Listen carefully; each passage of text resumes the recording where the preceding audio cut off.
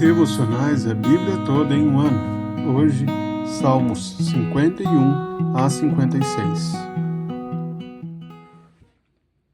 O Salmo 50 convocou o próprio povo de Deus e, correspondentemente, no Salmo 51, Davi, o rei, é o primeiro indivíduo a responder a essa convocação.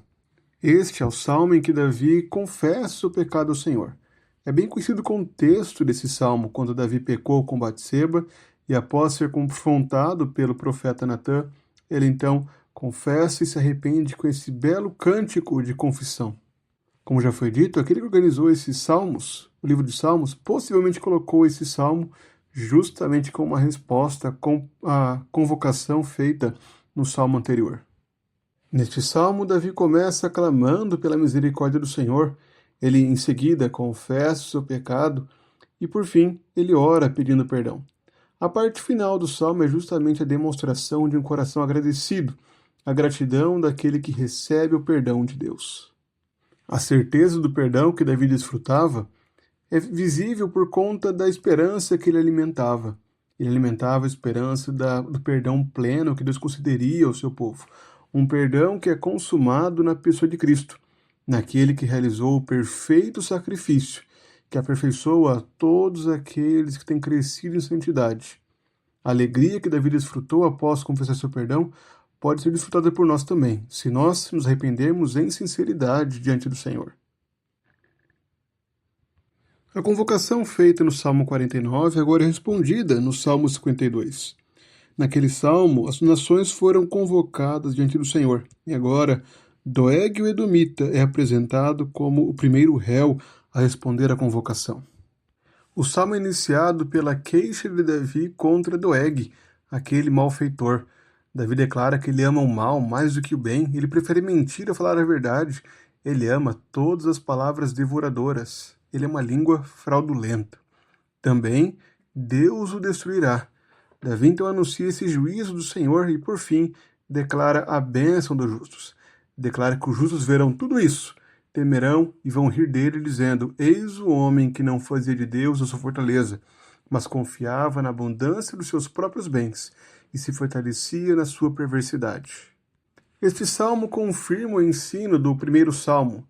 Os ímpios são como a palha que o vento leva. Os ímpios não prevalecerão no juízo. Os ímpios serão condenados, como o próprio Davi declara aqui. Mas Cristo, aquele que é o justo, aquele que é perfeitamente justo, permanece para sempre. Ele é a videira que produz frutos em abundância e que faz do seu povo seus ramos frutíferos. O Salmo 53, à primeira vista, parece uma repetição do Salmo 14, mas na verdade é pequenas mudanças sutis. A principal delas diz respeito ao uso do nome Deus e não o Senhor. Senhor era o nome na aliança, mas aqui o salmista prioriza o uso de Deus.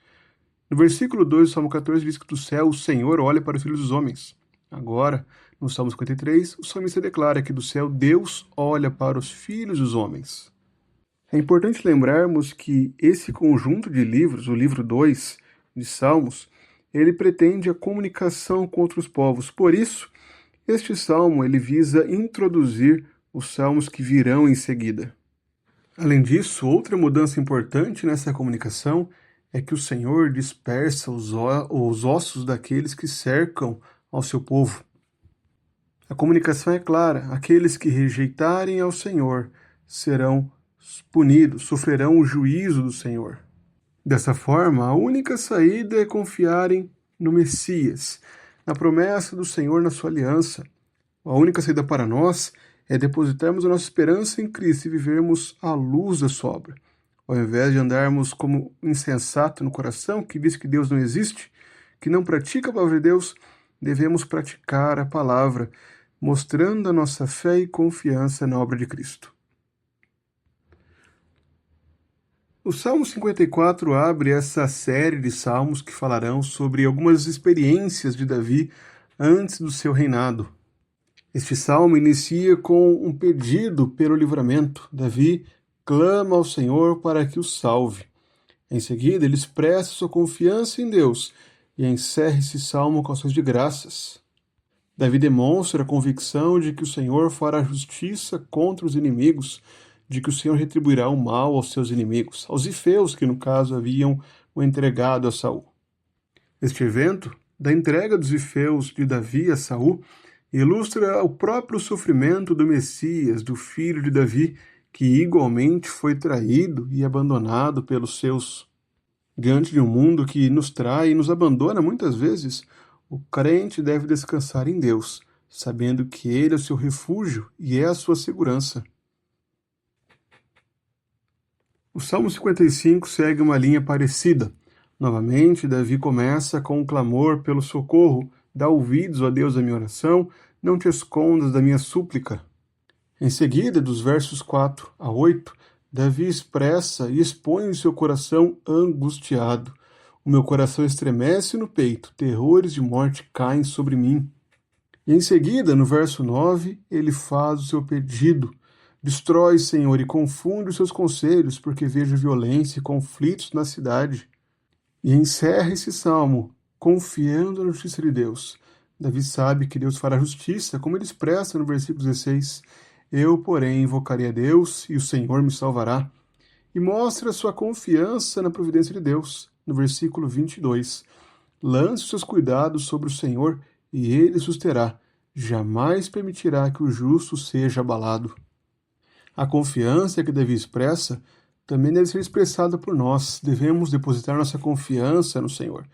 Cristo foi traído e desamparado, mas por meio da sua obra salvadora nos garantiu um consolo e um conforto em meio ao caos desse mundo.